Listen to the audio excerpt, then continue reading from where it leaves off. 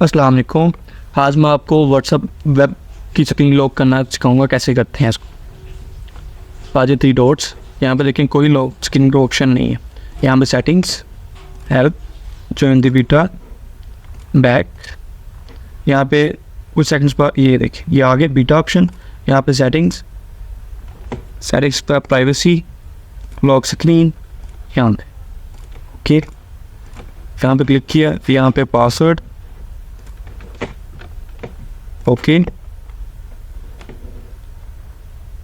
यहाँ पे हमसे पूछ रहा है 1 मिनट बाद स्क्रीन ऑफ हो जाए या 15 मिनट बाद, जब वर्किंग ना कर रहे हो तो 1 मिनट वो बहुत है। बैक। अब ये देखें ये ऑप्शन आ गया लॉक स्क्रीन। ये हमारी स्क्रीन लॉक होगी, ये डिस्प्ले है लॉक स्क्रीन का। यहाँ पे पासवर्ड दिया, अनलॉक बस।